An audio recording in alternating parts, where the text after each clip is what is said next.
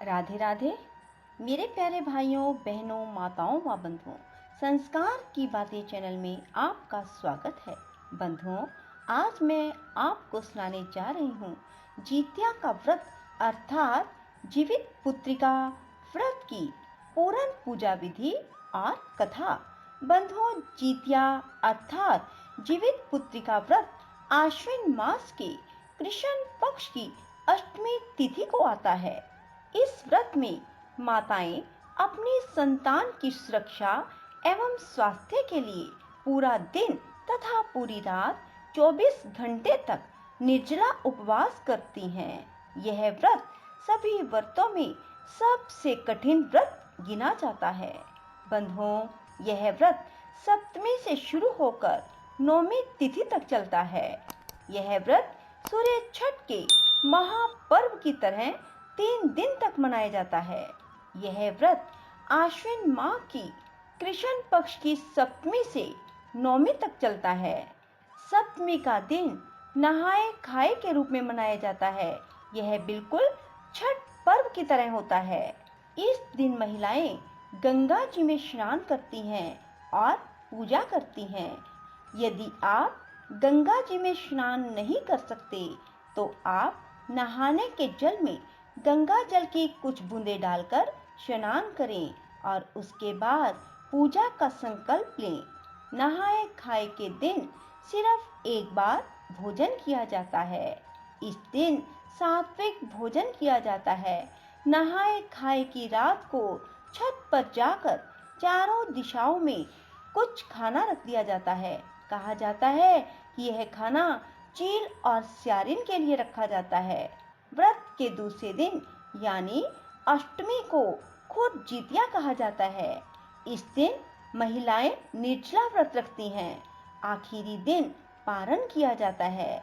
जितिया के पारण के नियम अलग अलग शहरों में अलग अलग हैं। पूजा करने के बाद व्रत कथा अवश्य सुने। जितिया अर्थात जीवित पुत्रिका व्रत की कथा। कृष्ण भगवान की जय हो। बंधुओं, जीवित पुत्रिका व्रत को जितिया व्रत भी कहते हैं। बंधुओं, जीवित पुत्रिका व्रत आश्विन मास के कृष्ण पक्ष की अष्टमी को किया जाता है। इस दिन सूर्य नारायण की पूजा करनी चाहिए। इस व्रत को सुहागिन स्त्रियां अपनी संतान को कष्टों से बचाने और लंबी आयु की मनोकामना के लिए करती हैं। इस व्रत को निर्जला किया जाता है। कुछ जगहों पर इसे जितिया व्रत भी कहा जाता है। उत्तर प्रदेश, बिहार, झारखंड में यह व्रत प्रमुखता से रखा जाता है। बंधुओं, जितिया व्रत संतान की सुख समृद्धि के लिए भी रखा जाता है।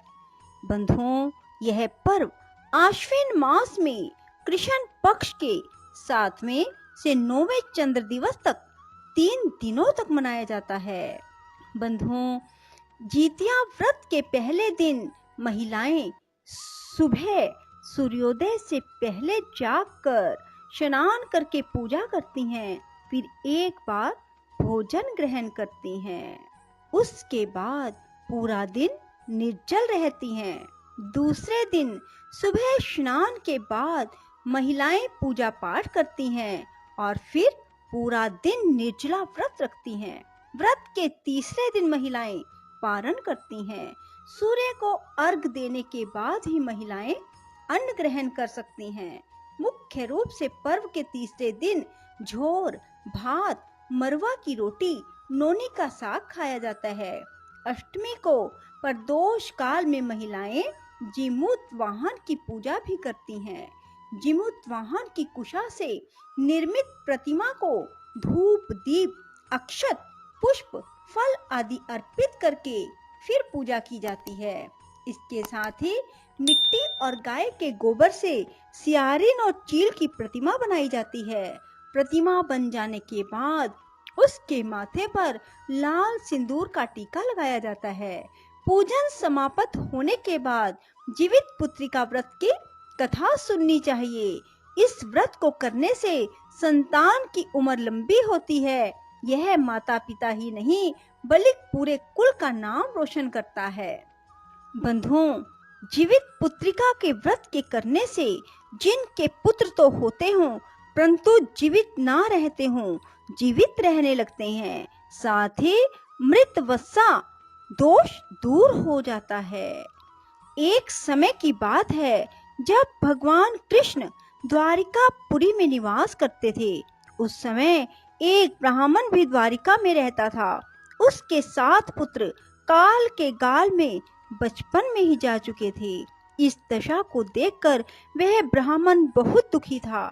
एक दिन भगवान कृष्ण के पास गया और कहने लगा, भगवान, आपके राज्य में आपकी कृपा से मेरे 7 पुत्र हुए परंतु जीवित कोई न रहा, क्या कारण है?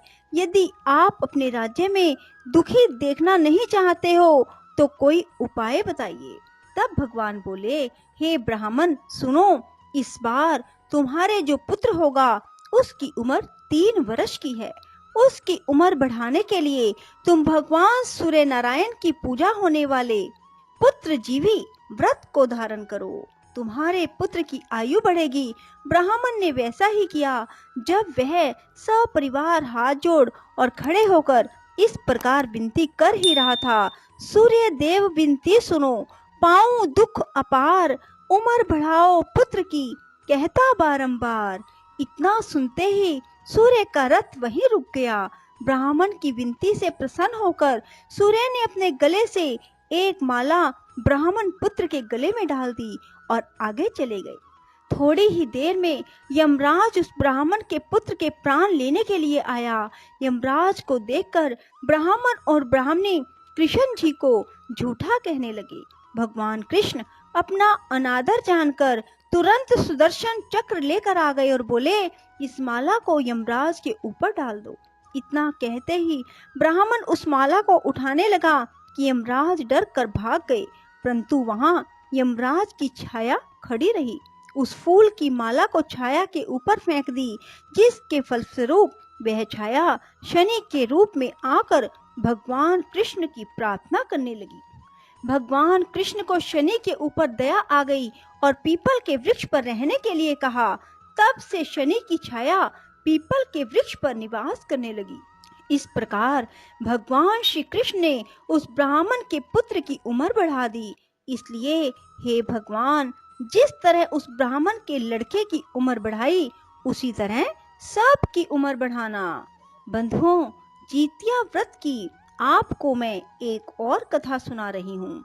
एक बार गरुड़ और एक मादा लोमड़ी नर्मदा नदी के पास एक हिमालय के जंगल में रहते थे। दोनों ने कुछ महिलाओं को पूजा करते और उपवास करते देखा और खुद भी इसे देखने की कामना की। उनके उपवास के दौरान लोमड़ी भूख के कारण बेहोश हो गई और चुपके से भोजन किया। दूसरी ओर चील ने पूरे समर्पण के साथ व्रत किया और उसे पूरा किया। परिणाम स्वरूप लोमड़ी से पैदा हुए सभी बच्चे जन्म के कुछ दिन बाद ही खत्म हो गए और चील की संतान लंबी आयु के लिए धन्य हो गई। इस कथा के अनुसार जिमुतवाहन गंधर्व के बुद्धिमान और राजा थे। जिमुतवाहन शासन से संतुष्ट नहीं थे और परिणाम स्वरूप उन्होंने अपने भाइयों को अपने राज्य की सभी जिम्मेवारियां दी और अपने पिता की सेवा के लिए जंगल चले गए। एक दिन जंगल में भटकते हुए एक बुढ़िया उन्हें विलाप करती हुई मिली। उन्होंने बुढ़िया से रोने का कारण पूछा। इस पर उसने बताया कि वह सांप के परिवार से है, उसका एक ही बेटा है। एक शपथ के रूप में हर दिन एक सांप पक्षीराज गरुड़ को चढ़ाया जाता है। उस दिन उसके बेटे का नंबर था। उसकी समस्या सुनने के बाद जिमुतवाहन ने उन्हें आश्वासन दिया कि वह उनके बेटे को जीवित वापस लेकर आएंगे। तब वह खुद गरुड़ का चारा बनने का विचार कर चट्टान पर लेट जाते हैं। तब गरुड़ आता है और अपनी अंगुलियों से लाल कपड़े से ढके हुए जिमुतवाहन को पकड़कर चट्टान पर चढ़ जाता है। उसे हैरानी होती है कि जिसे उसने पकड़ा है वह कोई प्रतिक्रिया क्यों नहीं दे रहा। तब वह जिमुतवाहन से उसके बारे में पूछता है, तब गरुड़ जीमूत वाहन की वीरता और परोपकार से प्रसन्न होकर सांपों से कोई बलिदान नहीं लेने का वादा करता है। मान्यता है कि तभी से ही संतान की लंबी उम्र और कल्याण के लिए जीवित पुत्री का व्रत अर्थात जीतिया व्रत मनाया जाता है। बंधुओं, जीवित पुत्रिका से संबंधित एक और कथा मैं आपको सुनाने जा रही हूँ। महाभारत युद्ध में पिता की मृत्यु के बाद अश्वत्थामा बहुत क्रोधित था। वह पिता की मृत्यु का बदला लेने के लिए पांडवों के शिविर में गया और उसने 5 लोगों की हत्या कर दी। उसे लगा कि उसने पांडवों को मार दिया, लेकिन पांडव जिंदा थे। जब पांडव उसके सामने आए तो उसे पता लगा कि वह द्रौपदी के 5 पुत्रों को मार आया है। यह सब देखकर अर्जुन ने क्रोध में अश्वत्थामा को बंदी बनाकर दिव्य मणि को छीन लिया। अश्वत्थामा ने इस बात का बदला लेने के लिए अभिमन्यु की पत्नी उत्तरा के गर्भ में पल रही संतान को मारने की योजना बनाई। उसने गर्भ में पल रहे बच्चे को मारने के लिए ब्रह्म अस्त्र चलाया, जिससे उत्तरा का गर्भ नष्ट हो गया। लेकिन उस बच्चे का जन्म लेना बहुत जरूरी था, इसलिए भगवान कृष्ण ने उत्तरा की अजन्मे संतान को गर्भ में ही फिर से जीवित कर दिया। गर्भ से मरकर जीवित होने की वजह से इस तरह उत्तरा के पुत्र का नाम जीवित पुत्रिका पड़ गया और तब से ही संतान की लंबी आयु के लिए जीतिया अर्थात जीवित पुत्रिका व्रत को किया जाता है। राधे राधे, जय श्री कृष्णा। बंधुओं, यदि आपको हमारी वीडियो पसंद आए तो इसे लाइक करें और शेयर भी जरूर करें। धन्यवाद।